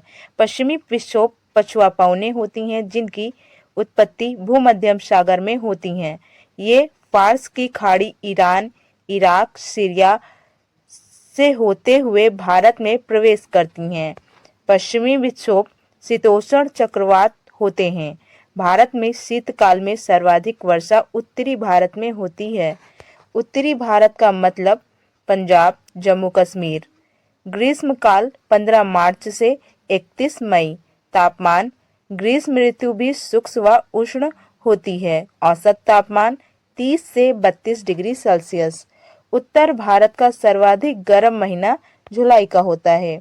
पवने ग्रीष्म काल में लू चलना मुख्य लक्षण है।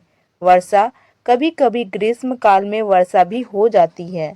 कर्नाटक में यह वर्षा कहवा की फसल के लिए लाभदायक हो जाती है, अतः इसे यहाँ चेरी ब्लॉसम कहा जाता है। ग्रीष्म काल में तेज आंधियां आती हैं जिन्हें पश्चिम बंगाल में नावेस्टर या काल वैशाखी कहा जाता है। दक्षिणी पश्चिमी मानसून वर्षा ऋतु 1 जून से 30 सितंबर तक माना जाता है। जून माह के आते आते सूर्य उत्तरायण हो जाता है। वह कर्क रेखा पर लंबवत चमकने लगता है, जिससे कि पेशवर पाकिस्तान के निकट निम्न वायु दाब का क्षेत्र बन जाता है। यही निम्न दाब का क्षेत्र वर्षा के लिए अनुकूल दशाएं बनाता है। व्यापारिक पवनें भूमध्यम रेखा को जैसे ही पार करती हैं, कोरियोल्स बल के कारण उनकी दिशा उत्तर से पूर्व से बदलकर दक्षिणी पश्चिमी हो जाती है। भारत में दक्षिणी पश्चिमी का मानसून कहा जाता है। प्रायद्वीपीय स्थिति के कारण यह मानसून 2 भागों में बंट जाता है। अरब सागर का मानसून, बंगाल की खाड़ी का मानसून। पहली बारिश 1 जून को केरल के महेंद्रगिरी पर्वत से टकराकर होती है। अरब सागर का मानसून यह सागर पश्चिमी घाट से टकराकर सर्वाधिक वर्षा करती है। यह लगभग 200 सेंटीमीटर से अधिक वर्षा होती है। इस शाखा से केरल, कर्नाटक, तमिलनाडु व महाराष्ट्र में वर्षा होती है। भारत का एकमात्र राज्य उड़ीसा है जहां पर सूखा भी पड़ता है, बाढ़ भी आती है और चक्रवात से भी ग्रसित होते हैं। वृष्टि छाया प्रदेश पश्चिमी घाट का पूर्वी भाग वृष्टि छाया प्रदेश कहलाता है। कर्नाटक का पूर्वी हिस्सा, इलायची की पहाड़ियां कर्णिमान हिल्स केरल व तमिलनाडु के बीच स्थित है। यह भी वृष्टि छाया प्रदेश का हिस्सा है। नागपुर में बंगाल की खाड़ी का मानसून व अरब सागर का मानसून दोनों मिल जाते हैं। दोनों के मिलने के बाद चक्रवाती वर्षा होती है। खंबात की खाड़ी व कच्छ की खाड़ी में उष्ण चक्रवात आते हैं। कांधला बंदरगाह गुजरात उष्णकटिबंधीय चक्रवात से सर्वाधिक विनाश सहन करता है। कांधला एक ज्वारीय बंदरगाह है। बंगाल की खाड़ी का मानसून भारत में सर्वाधिक वर्षा बंगाल की खाड़ी के मानसून से होती है। इस शाखा से असम, मेघालय, अरुणाचल प्रदेश सहित पश्चिम बंगाल आदि राज्यों में वर्षा होती है। सर्वाधिक वर्षा मानसिन राम जो कि मेघालय में है होती है, लगभग 1200 सेंटीमीटर। यह मेघालय राज्य में स्थित है। अरब सागर का मानसून चक्रवाती वर्षा करता है, जबकि बंगाल की खाड़ी का मानसून पर्वतीय वर्षा करती है। मलवा का पठार जो कि मध्य प्रदेश में है, बंगाल की खाड़ी से वर्षा प्राप्त करता है। भारत में मानसून की सर्वाधिक अवधि यानी रुकने का समय तमिलनाडु में है तथा सबसे कम समय का तक मानसून पंजाब में रुकता है। भारत में सर्वाधिक वर्षा पर्वतीय वर्षा होती है यानी पर्वतों से टकराकर होती है। मानसून का प्रत्यावर्तन काल सितंबर माह तक सूर्य दक्षिणायन होने लगता है, फलतः निम्न वायु दाब का केंद्र भी बदल जाता है। सितंबर के पहले प्रथम सप्ताह में मानसून राजस्थान के पश्चिमी भाग से लौटने लगता है। भारत में लौटते हुए मानसून से सर्वाधिक वर्षा कोरोमंडल तट यानी तमिलनाडु पर होती है। 21 मार्च बसंत विषुव, 21 सितंबर शरद विषुव। इस तारीख को पूरे विश्व में दिन रात बराबर होते हैं। जेस्ट स्ट्रीम भारतीय मानसून की उत्पत्ति में महत्वपूर्ण योगदान माना जाता है। ये अत्यंत वेग से चलने वाली पछुआ पवनें हैं जो पश्चिमी से पूर्व की ओर चला करती हैं। ये मुख्यतः 9 से 12 किलोमीटर की ऊंचाई पर प्रभावित होती हैं।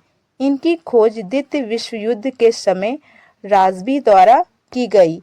कोपेन का जलवायु वर्गीकरण तापमान एवं वर्षा के आधार पर कोपेन ने भारत को 9 प्रमुख जलवायु प्रदेशों में बांटा गया है। आधार औसत मासिक वर्षा, औसत मासिक तापमान, औसत वार्षिक वर्षा। 3 मुख्य प्रदेश हैं। आर्द्र प्रदेश जिसे ए से डिनोट किया गया है, शुष्क प्रदेश जिसे बी, आर्द्र शुष्क प्रदेश सी और डी, आर्द्र मरुस्थल एस ए, मरुस्थल डब्ल्यू, साल भर वर्षा एफ, शुष्क मानसून एम, शुष्क शीत ऋतु डब्ल्यू, उष्ण कटिबंधीय सावना जलवायु ए डब्ल्यू जलवायु निम्न क्षेत्रों में पाई जाती हैं: झारखंड, छत्तीसगढ़, ओडिशा, पश्चिम बंगाल। सावना अफ्रीका में पाई जाने वाली घास है। उष्ण कटिबंधीय मानसून जलवायु AMW कोकड़ा तट, मलवाड़ा तट, पश्चिमी तट, त्रिपुरा, मिजोरम। उष्ण कटिबंधीय अर्ध जलवायु AS जो कि कोरमंडल तट तमिलनाडु में होती है।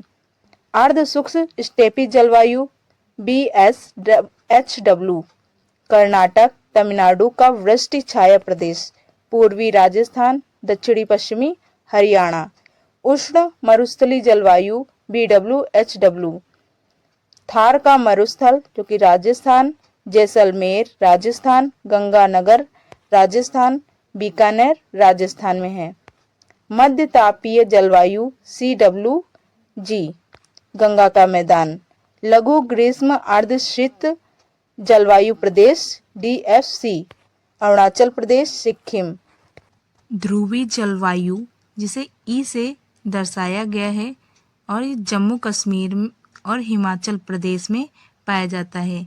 टुंडा तुल्य जलवायु सी से दर्शाया गया है जो कि लद्दाख में पाया जाता है।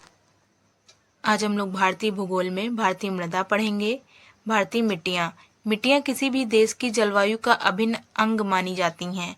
वायलर एवं होलकर ने भारतीय मृदाओं को निम्न भागों में बांटा है: जलोढ़ दोमट मिट्टी, लाल मिट्टी, काली मिट्टी, लेटराइट मिट्टी, मरुस्थलीय मिट्टी। संपूर्ण भारत में पाई जाने वाली मिट्टियों का औसत मृदा भाग प्रतिशत में: जलोढ़ दोमट मृदा 43.6% भाग में पाई जाती है। लाल मिट्टी 18.4% भाग पर पाई जाती है। काली मिट्टी 15.2% भाग पर पाई जाती है। लेटराइट मिट्टी 3.7% भाग पर पाई जाती है। मरुस्थलीय मिट्टी 7.2% भाग पर पाई जाती है। अन्य शेष भाग। भारत में सर्वाधिक पाई जाने वाली मिट्टियों का क्रम: जलोढ़ मिट्टी, लाल मिट्टी, काली मिट्टी, लेटराइट मिट्टी। जलोढ़ मृदा भारत का सबसे बड़ा मृदा वर्ग है। यह भारत के लगभग 15 लाख वर्ग किलोमीटर क्षेत्रफल में फैला हुआ है। यह भारत की सबसे उपजाऊ मिट्टी मानी जाती है। यह नदियों के द्वारा बहकर लाए गए अवसादों के निक्षेपण से बनती है। इसे बागर एवं खादर में बांटा गया है। विस्तार: उत्तर प्रदेश, बिहार, पश्चिम बंगाल एवं छत्तीसगढ़ तक माना जाता है। इसमें चूना एवं पोटास की अधिकता होती है। इसमें नाइट्रोजन एवं फास्फोरस का अभाव अधिक होता है। इसमें मुख्यतः गेहूं, धान उपजाया जाता है। अब इसमें गन्ना, तिलहन आदि भी उगाया जा रहा है। लाल मिट्टी यह भारत का दूसरा विशालतम मृदा वर्ग है। यह मृदा लगभग 6 लाख वर्ग किलोमीटर पर फैला हुआ है। आयरन ऑक्साइड एवं उपस्थिति के कारण इसका रंग लाल होता है। विस्तार तमिलनाडु, कर्नाटक का पूर्वी भाग, छत्तीसगढ़, आंध्र प्रदेश, ओडिशा। इसमें मुख्यतः मोटे अनाज उगाए जाते हैं। एग्जाम्पल ज्वार, बाजरा, मक्का। काली मिट्टी भारत का द्वितीय विशालतम मृदा वर्ग है। यह भारत के लगभग 5 लाख वर्ग किलोमीटर में विस्तृत है। काली मिट्टी को रेगूर मिट्टी भी कहा जाता है। घास के मैदान में पाई जाने वाली काली मिट्टी चेरेनोजम कहलाती है। इस मृदा में कपास की खेती अधिक किए जाने के कारण इसे कपास काली मिट्टी भी कहा जाता है। यह स्वतः जुताई वाली मिट्टी है। इसमें नमी धारण करने की क्षमता सर्वाधिक होती है। यह गीली होने पर चिपचिपी एवं सूखने पर चटक जाती है, अतः इसमें दरार पड़ जाते हैं। काली मिट्टी का निर्माण ज्वालामुखी उद्गार से निकलने वाली लावा के जमाव से होता है। इसमें जैव पदार्थ का अभाव रहता है, जीवाश्मों का अभाव। इसमें लौहांश की अधिकता रहती है। विस्तार महाराष्ट्र सर्वाधिक होता है, कर्नाटक, गुजरात, मलवा का पठार। उगाई जाने वाली फसलें कपास, चाय, रबर, कहवा, सोयाबीन, मसाले। कौन सा कथन काली मिट्टी के लिए सही नहीं है? इनका विस्तार वेस्लट चट्टानों पर हुआ है। ये महाराष्ट्र में सुविस्तृत हैं। ये जैव पदार्थ में संपन्न व लोह में विपन्न है। स्वतः कृषि मिट्टी है, तो इसमें सी वाला गलत है। जैव पदार्थ में संपन्न व लोह में विपन्न है, ये गलत है और ये तीनों सही हैं। लेटराइट मिट्टी भारत में लगभग 1.20 लाख वर्ग किलोमीटर क्षेत्रफल में फैला है। लेटराइट मिट्टी का स्वरूप ईंट जैसा है। इनका रंग भी आयरन ऑक्साइड के कारण लाल होता है। भारत में लेटराइट मिट्टी का सर्वाधिक विस्तार तमिलनाडु में है। अन्य विस्तार अरावली, सह्याद्री, नीलगिरी, राजमहल पहाड़ियाँ। यह मिट्टी पहाड़ियों की ढालों पर प्रमुखता से पाई जाती हैं। सर्वाधिक निचलित मिट्टी लेटराइट में पाई जाती है। इसमें मुख्यतः चाय एवं कहवा के बागान लगाए जाते हैं। मरुस्थलीय मृदा, इनका विस्तार लगभग 1.42 लाख वर्ग किलो पर है। यह मृदा कृषि के लिए अनुपजाऊ मानी जाती है। इनका विस्तार पश्चिम पंजाब, पश्चिमी उत्तर प्रदेश, राजस्थान। इसमें मूंगफली व सरसों आदि का उत्पादन किया जा रहा है। तिलहन के उत्पादन के लिए राजस्थान सबसे आगे है। दालों के उत्पादन में सबसे आगे मध्य प्रदेश है। कपास का सबसे बड़ा उत्पादक राज्य महाराष्ट्र है। क्षारीय मृदाएं, इन्हें रेह कलहर व चौपन के नाम से भी जाना जाता है। इनका प्रयोग धोबी लोग कपड़े धोने में भी कर लेते हैं। इसे उपजाऊ बनाने के लिए जिप्सम का प्रयोग किया जाता है। भारत में सर्वाधिक बंजर भूमि राजस्थान में है। प्रतिशत की दृष्टि से सर्वाधिक बंजर भूमि जम्मू कश्मीर। भारत में सर्वाधिक लवणीय मृदा गुजरात। मृदा प्रदान, भौतिक कारकों द्वारा भूपर्यटी ऊपरी परत पर पाई जाने वाली मृदा का धीरे धीरे क्षरण होने मृदा प्रदान कहा जाता है। मृदा प्रदान को किसानों की मौत जैसे शब्दों से संबोधित किया गया है। मृदा प्रदान को रेंगती हुई मृत्यु भी कहा जा गया है। मृदा प्रदान के प्रकार परतदार अप्रदान, गलीय अप्रदान, अवनालिका प्रदान। परतदार अप्रदान भौतिक कारकों द्वारा जब मृदा की ऊपरी परत धीरे धीरे कटने लगती है तो इसे परतदार अपर्दान कहा जाता है। एग्जाम्पल, खाली पड़ी जमीन, चरगाह, ढलुए खेत। परतदार अपर्दान को सर्वाधिक खतरनाक अपर्दान माना जाता है। गली अपर्दान, जब मृदा अपर्दान छोटी छोटी नालियों के रूप में होते हैं तो इसे गली अपर्दान कहा जाता है। इसका सर्वाधिक प्रभाव अर्ध मरुस्थलीय क्षेत्रों में पड़ता है। अवनालिका अपर्दान, जब गली अपर्दान के बड़े रूप होते हैं तो ये छोटी छोटी नालियां बड़ी हो जाती हैं, इसे अवनालिका अपर्दान कहा जाता है।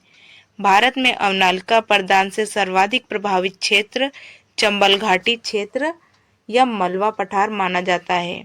भारत में बंजर उत्खत भूमि के क्षेत्र, पंजाब में शिवालिका का पश्चिमी ढाल, दक्षिणी पश्चिमी ढाल, चंबल व उसके सहायक नदियां का दोआब क्षेत्र, छोटा नागपुर का पठार, राजमहल पहाड़ियां, खंबात की खाड़ी जो कि गुजरात में है।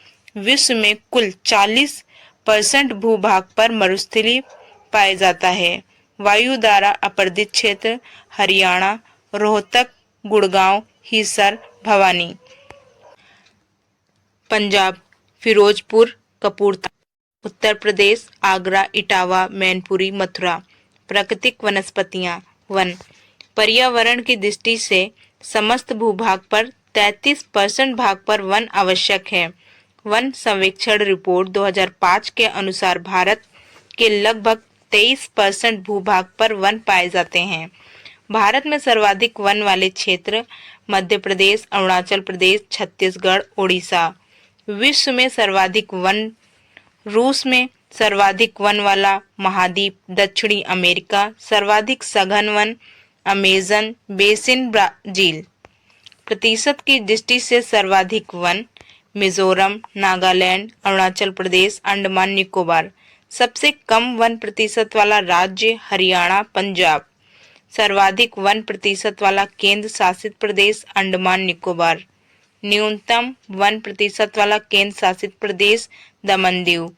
ये 2012 का है, आपको करंट के हिसाब से ये वन क्षेत्र पढ़ना होगा।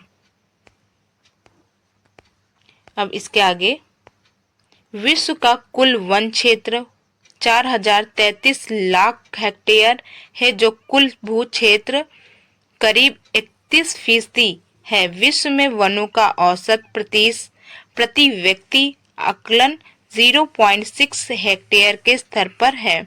दक्षिणी एशियाई क्षेत्रों में वनवारण यह के कुल भौगोलिक क्षेत्र का 19% है, जबकि भारत में यह 23% है। भूटान, श्रीलंका एवं नेपाल में वनवारण प्रतिशत भारत से अधिक है। सूडान के विभाजित होने के बाद शीर्ष देशों में वनवारण को लेकर भारत 9वें स्थान पर आ जाएगा। उष्णकटिबंधीय सदाबहारी वन, चौड़ी पट्टी वाले, उष्णकटिबंधीय मानसूनी वन, पर्णपाती वन, उष्णकटिबंधीय शुष्क वन, कांटेदार वन, डेल्टाई वन, पर्वतीय वन। उष्णकटिबंधीय सदाबहारी वन, इस प्रकार के वन उन क्षेत्रों में पाए जाते हैं जहां वर्षा 200 सेंटीमीटर या इससे अधिक होती है। ये वन अत्यंत सघन होते हैं। इसमें चौड़ी पत्ती वाले सदाबहारी वृक्षों की अधिकता रहती है, जैसे वृक्ष बांस, तार, रबर, महोगनी, एबनी, रोजवुड़ा, वेत।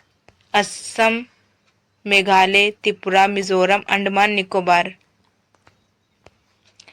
उष्णकटिबंधीय पतझड़ वाले वन, उष्णकटिबंधीय पतझड़ वाले वन उन क्षेत्रों में पाए जाते हैं जहां वर्षा 150 सेंटीमीटर तक होती है।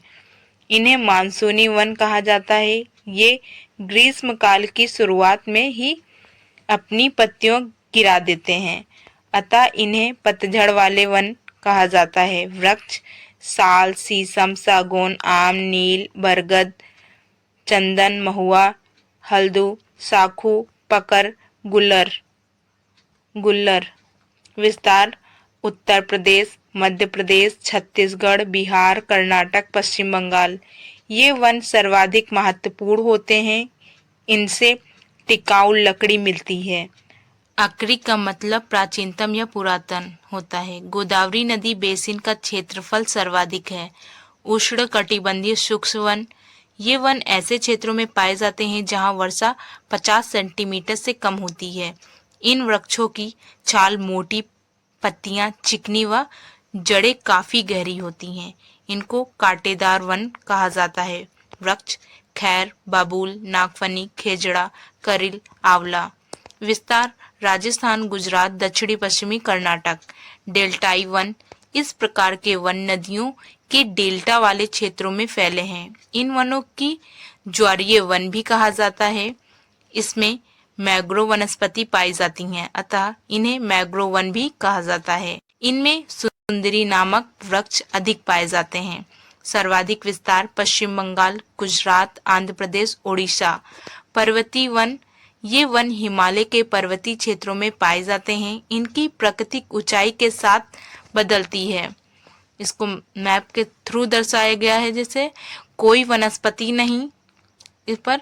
और 4800 मीटर टुंडा प्रदेश, 4500 मीटर कोड़धारी वन, 2500 मीटर शीतोष्ण कटिबंधीय वन, 150 मीटर 1500 मीटर सदाबहार एवं पतझड़ वाले वन हैं। जल संसाधन, जल संसाधन का सर्वाधिक उपयोग कृषि में किया जाता है 78%, ऊर्जा 13%, घरेलू गृहकार्य 6%, उद्योग 3%, मवेशी जानवरों के लिए शेष। भारत में सिंचाई की आवश्यकता क्यों है? भारत एक मानसूनी जलवायु वाला देश है। यहाँ कृषि व जल संसाधन मानसून पर निर्भर रहते हैं। वर्षा की अनिश्चितता, वर्षा का अत्यधिक तेज होना, किसानों की अशिक्षा, सिंचित साधनों का वितरण में सिंचाई महत्वपूर्ण साधन है। नलकूप ट्यूबवेल 38%, नहरें 32%, कुआं 21%, तालाब 9%। भारत की सबसे बड़ी नहर इंदिरा गांधी नहर है, जो कि 690 किलोमीटर है। इंदिरा गांधी नहर हरके बैराज से निकाली गई है। इसमें सतलज व व्यास के जल को मिलाया गया है।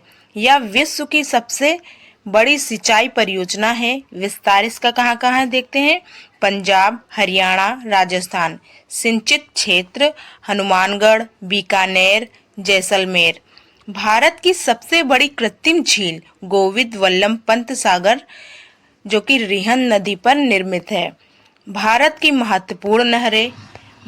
महत्वपूर्ण नहरें ऊपरी गंगा नहर, गंगा नदी, जो कि हरिद्वार के निकट से निकाली गई है। सिंचित क्षेत्र सहारनपुर, मुजफ्फरनगर, मेरठ, गाजियाबाद, बुलंदशहर, अलीगढ़, एटा, इटावा, मैनपुरी, कानपुर, फर्रुखाबाद, फतेहपुर।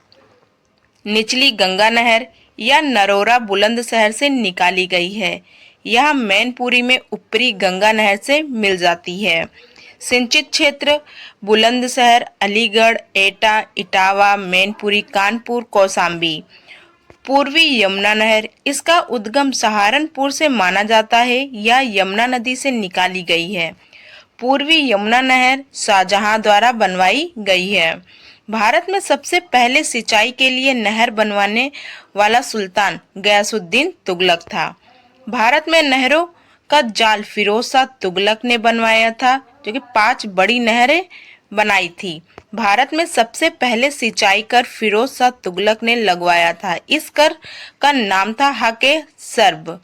सिंचित क्षेत्र मुजफ्फरनगर, सहारनपुर, मेरठ। शारदा नहर यह उत्तर प्रदेश की सबसे बड़ी नहर है। यह बनवासा नैनीताल में शारदा नदी से निकाली गई है।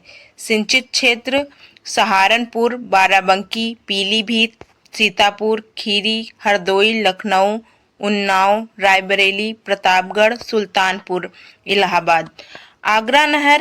आगरा नहर यमुना नदी से निकाली गई है।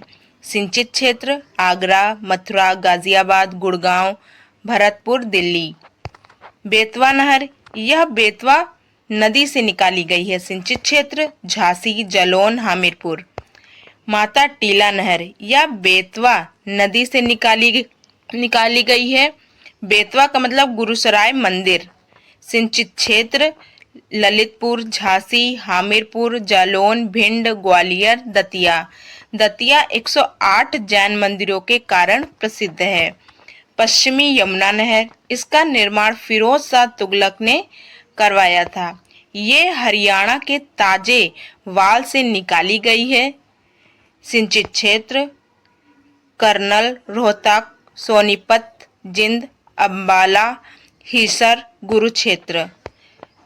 सरहिंद नहर या रोपड़ पंजाब में सतलज नदी से निकाली गई है। सिंचित क्षेत्र पटियाला, भटिंडा, लुधियाना, फरीदपुर, फिरोजपुर। बीकानेर नहर यह सतलज नदी से निकाली गई है। सिंचित क्षेत्र बीकानेर, फिरोजपुर। त्रिवेणी नहर यह गंडक नदी से निकाली गई है। सिंचित क्षेत्र बिहार। एंडन नहर यह दामोदर नदी से निकाली गई है। इसमें 1000 हेक्टेयर भूमि की सिंचाई की जाती है। यह पश्चिम बंगाल की मुख्य नहर है। मंटूर नहर यह कावेरी नदी से निकाली गई है। इसमें तमिलनाडु के सलेम एवं कोयम्बटूर जिले की सिंचाई होती है। केंद्रपाड़ा नहर ये ओडिशा राज्य की मुख्य नहर है। यह विरुत्पा नदी से निकाली गई है। नहर से सर्वाधिक सिंचित राज्य उत्तर प्रदेश, आंध्र प्रदेश से किया जाता है। नलकूप से सर्वाधिक सिंचित क्षेत्र उत्तर प्रदेश, आंध्र प्रदेश, राजस्थान। कुआं से सर्वाधिक सिंचित राज्य तमिलनाडु, आंध्र प्रदेश, ओडिशा, केरल। तालाब से सर्वाधिक सिंचित राज्य तमिलनाडु, आंध्र प्रदेश, गोवा, महाराष्ट्र। भारत में सर्वाधिक सिंचित क्षेत्र उत्तर प्रदेश, मध्य प्रदेश, राजस्थान। प्रतिशत की दृष्टि से सर्वाधिक सिंचित क्षेत्र पंजाब, हरियाणा, उत्तर प्रदेश। न्यूनतम सिंचित क्षेत्र मिजोरम। भारत में सर्वाधिक नलकूप व नहरें उत्तर प्रदेश में हैं। नदी घाटी परियोजना नदियों में आने वाली बाढ़ एवं नियंत्रण करने व सिंचाई का विकल्प बनाने के लिए नदियों पर सरकार ने बहुउद्देशीय परियोजनाओं निर्मित की। जवाहरलाल नेहरू ने नदी घाटी परियोजनाओं को आधुनिक भारत का मंदिर कहा। भारत ने अमेरिका से नदी घाटी परियोजना का विचार प्राप्त किया था।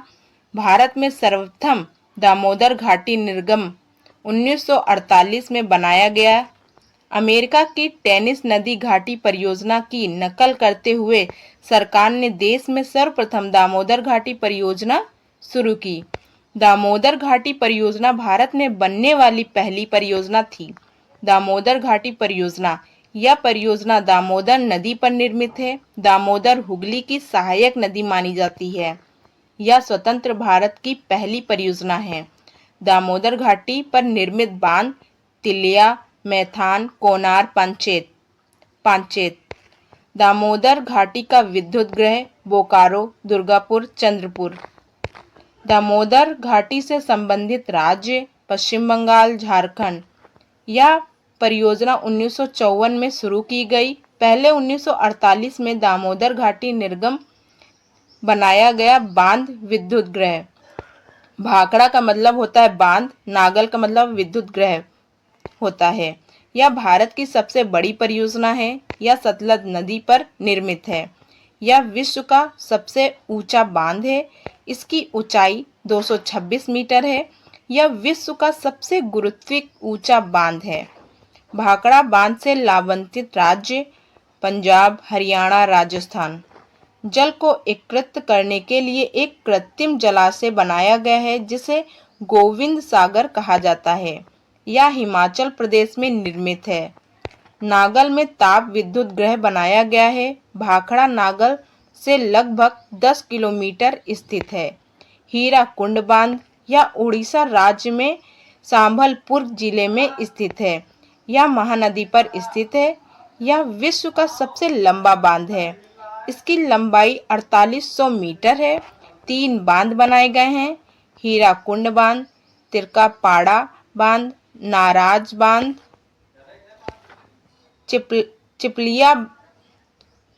चिपलिया में शक्ति विद्युत केंद्र बनाए गए हैं। कोसी परियोजना, यह कोसी नदी पर निर्मित है। यह बिहार व नेपाल की संयुक्त परियोजना जाना जाता है। मुख्य उद्देश्य कोसी पर प्रतिवर्ष आने वाली बाढ़ को रोकना था। नेपाल के हनुमान नगर में एक कंकड़ा बांध बनाया गया है। दरभंगा एवं मुजफ्फरपुर जिलों की सर्वाधिक सिंचाई व विकास संभव हुआ। रिहंद नदी परियोजना, यह उत्तर प्रदेश के मिर्जापुर के पिपरी नामक स्थान पर निर्मित है। यह उत्तर प्रदेश की सबसे बड़ी परियोजना है। यहाँ एक कृत्रिम झील निर्मित की गई जिसे गोविंद वल्लभ पंत सागर परियोजना कहा गया। सोन नहर इसी से निकाली गई है। ओबरा में शक्ति केंद्र बनाया गया। चंबल घाटी परियोजना, यह मध्य प्रदेश व राजस्थान की संयुक्त परियोजना है। यह चंबल नदी पर निर्मित है। 3 बांध बनाए गए। राणा सागर बांध राजस्थान में, गांधी सागर बांध मध्य प्रदेश, जवाहर सागर बांध राजस्थान। नर्मदा घाटी परियोजना, यह भारत की 5वीं विशालतम परियोजना है। यह नर्मदा नदी पर स्थित है। यह मध्य प्रदेश, गुजरात व राजस्थान की संयुक्त परियोजना है। इसे इंदिरा सागर परियोजना कहा जाता है। शारदा सरोवर बांध नर्मदा नदी पर स्थित है। इसी बांध की ऊंचाई को लेकर नर्मदा बचाओ आंदोलन चलाया गया। नर्मदा बचाओ आंदोलन बाबा आमटे मेधो पाटेकर। टिहरी बांध परियोजना, यह भागीरथी व भिलगिन्ना नदियों के संगम पर निर्मित है। यह एशिया का सबसे बड़ा बांध माना जाता है। यह देश का सर्वोच्च चट्टानी बांध है। यह उत्तराखंड में स्थित है। यह एक कृत्रिम जलाशय बनाया गया है जिसे स्वामी रामतीर्थ सागर कहा गया। कोटेश्वर में एक संतुलन बांध बनाया गया। परियोजनाओं को 2 भागों में बांटा गया। केंद्र सरकार द्वारा प्रायोजित, राज्य सरकार द्वारा प्रायोजित। केंद्र सरकार द्वारा प्रायोजित भाखड़ा नागल परियोजना, हीराकुंड परियोजना, रिहंद परियोजना, दामोदर नदी परियोजना, कोसी नदी परियोजना। परियोजना संबंधित राज्य नदी। चंबल परियोजना जो कि मध्य प्रदेश, राजस्थान और चंबल नदी पर बना हुआ है। मयूरक्षी परियोजना बंगाल मयूरक्षी नदी पर। मंचकुंड परियोजना आंध्र प्रदेश, उड़ीसा मंचकुंड में बना हुआ है। फरक्का परियोजना पश्चिम बंगाल, हुगली नदी पर। रंजीत सागर परियोजना पंजाब, रावी नदी पर। कोयना परियोजना महाराष्ट्र, कोयना नदी पर। पोचमपात परियोजना आंध्र प्रदेश, गोदावरी। तुंगभद्रा परियोजना आंध्र प्रदेश, तुंगभद्रा नदी। उकाई परियोजना गुजरात, ताप्ती नदी। सलाल परियोजना जम्मू कश्मीर, चिनाब नदी। तुलहस्ती जम्मू कश्मीर, चिनाब नदी। बगलिहार जम्मू कश्मीर, चिनाब नदी। थीन बांध परियोजना पंजाब, रावी नदी। नाथपा साकरी परियोजना हिमाचल प्रदेश, सतलज नदी। तुलबुल परियोजना जम्मू कश्मीर, झेलम नदी। नागार्जुन सागर परियोजना आंध्र प्रदेश, कृष्णा नदी। लक्ष्मी सागर परियोजना उत्तर प्रदेश, बेतवा नदी। राणा सागर परियोजना उत्तर प्रदेश, मध्य प्रदेश, बिहार, कांगसावती नदी पर। राजघाट परियोजना उत्तर प्रदेश, मध्य प्रदेश, बेतवा नदी। माता टीला परियोजना उत्तर प्रदेश, मध्य प्रदेश, बेतवा नदी पर बना हुआ है। आज हम लोग भारतीय भूगोल में बंदरगाह पढ़ेंगे। तो आइए वीडियो स्टार्ट करते हैं। बंदरगाह भारत में वर्तमान में 13 बड़े बंदरगाह पश्चिमी व पूर्वी तटों पर स्थित हैं। 13वां बंदरगाह पोर्ट ब्लेयर पूर्व में स्थित है। पश्चिमी तट पर स्थित बंदरगाह। अगला बंदरगाह जो कि गुजरात में है, मुंबई बंदरगाह, मुंबई। जवाहरलाल नेहरू बंदरगाह नवा शेवा मुंबई में स्थित है। मरमा गोवा, गोवा राज्य में। न्यू मंगलोर कर्नाटक। कोची बंदरगाह केरल। पूर्वी तट पर स्थित बंदरगाह कोलकाता बंदरगाह पश्चिमी बंगाल, हल्दिया बंदरगाह पश्चिम बंगाल, पारादीपी बंदरगाह उड़ीसा, विशाखापट्टनम बंदरगाह आंध्र प्रदेश, चेन्नई बंदरगाह तमिलनाडु राज्य, एन्नोर बंदरगाह तमिलनाडु, तूतीकोरन बंदरगाह तमिलनाडु। बंदरगाह और पत्तन एक ही चीज हैं। भारत में सर्वाधिक लैगून झील केरल में है। भारत का आयत बंदरगाह कांडला बंदरगाह है। भारत का सबसे बड़ा बंदरगाह मुंबई बंदरगाह है। भारत का सबसे प्राचीन बंदरगाह चेन्नई बंदरगाह। भारत का एकमात्र कृत्रिम बंदरगाह चेन्नई बंदरगाह है। भारत का सबसे गहरा बंदरगाह विशाखापट्टनम। भारत का सर्वाधिक व्यस्त बंदरगाह विशाखापट्टनम है। सर्वाधिक व्यापार करने वाला बंदरगाह विशाखापट्टनम। भारत में लैगून झील पर स्थित बंदरगाह कोच्चि बंदरगाह जो कि केरल में स्थित है। भारत का एकमात्र ज्वारीय बंदरगाह कांडला बंदरगाह है। न्यू मंगलोर बंदरगाह से कर्नाटक कुंदेरमुख के लोहे आयस्क का निर्यात किया जाता है। भारत का मत्स्य बंदरगाह तूतीकोरन। भारत का रसायन बंदरगाह दाहेज है। किरीबुरु लौह अयस्क खान के लोहे का निर्यात पारादीपी बंदरगाह से जापान को किया जाता है।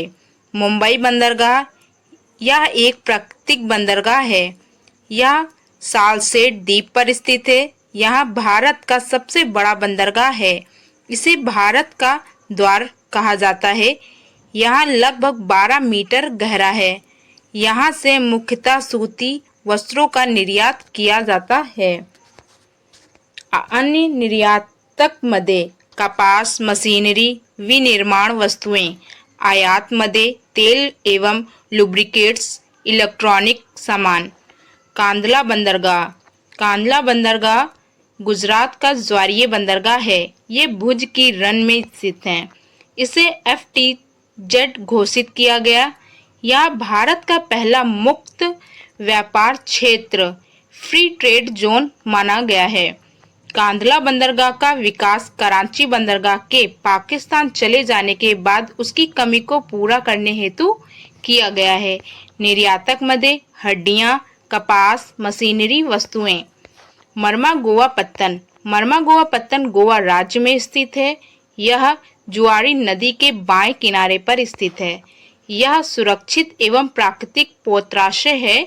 यह भारतीय नौसेना हेतु जहाज बनाए व उनके रख रखाव का प्रबंध भी किया जाता है। यहाँ से काजू, पान के पत्ते व कागज का निर्यात किया जाता है। चेन्नई पत्तन यह पूर्वी तट पर स्थित है। यह चेन्नई के उत्तरी भाग में स्थित है। यहाँ भारत का एकमात्र कृत्रिम बंदरगाह है।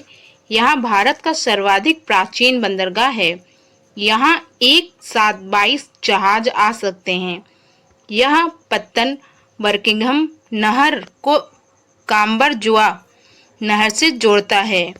बर्किंघम नहर भारत की एकमात्र नौकायन नहर है। एन्नोर पत्तन एन्नोर तमिलनाडु में स्थित है। भारत का पहला निर्गमित बंदरगाह एन्नोर पत्तन है। इस बंदरगाह को चेन्नई बंदरगाह का सहायक बंदरगाह माना जाता है। इसे तमिलनाडु के विद्युत बोर्ड के लिए कोयले की ढुलाई हेतु विकसित किया गया है। नवा शेवा बंदरगाह इसे जवाहरलाल नेहरू ने पत्तन भी कहा जाता है। इसका विकास मुंबई बंदरगाह के दबाव को कम करने के लिए किया जाता है। यह नवीनतम सुविधाओं से सुसज्जित है। यह एक विश्व स्तरीय पत्तन है। इसे कोची बंदरगाह भी कहा जाता है। यह लैगून पर बना हुआ एकमात्र बंदरगाह है। यह मलवारा तट पर स्थित है। कोलकाता बंदरगाह। कोलकाता बंदरगाह एक नदी पत्तन है। यह हुगली नदी पर स्थित है। इसका मुख्य पोत्राशय खिदरीपुर में स्थित है। कोलकाता से 64 किलोमीटर दूर डायमंड हार्बर का निर्माण किया गया है। हल्दिया बंदरगाह का विकास कोलकाता बंदरगाह के दबाव को कम करने के लिए किया गया है। पारादीप पत्तन यह उड़ीसा राज्य में स्थित है। यह देश के गहरे जल वाला बंदरगाह है। न्यू मंगलोर यह कर्नाटक राज्य में स्थित है। यह पश्चिमी तट पर स्थित है। केंद्र मुख के लोहे अयस्क को इसी बंदरगाह से भेजा जाता है या राष्ट्रीय राजमार्ग 17 द्वारा जुड़ा हुआ है। विशाखापट्टनम या आंध्र प्रदेश में स्थित है। यहाँ देश का सबसे बड़ा बंदरगाह है। डॉल्फिन नोज एक पहाड़ी इस बंदरगाह को समुद्री तूफानों से सुरक्षित रखता है। तूतीकोरन या तमिलनाडु में स्थित पूर्वी तट का बंदरगाह है। इसे मतस्ता पत्तन कहा जाता है या समुद्री जल उथला होने के कारण जहाज 5 किलोमीटर दूर ही खड़े रहते हैं। यहाँ एक खुला बंदरगाह है। यह से मुख्यतः कोयले का निर्यात होता है। तो विद्यार्थियों, ऐसे ही वीडियो पाने के लिए हमारे चैनल को सब्सक्राइब करना ना भूलें। जय हिंद, जय भारत, वंदे मातरम, सत्यमेव जयते।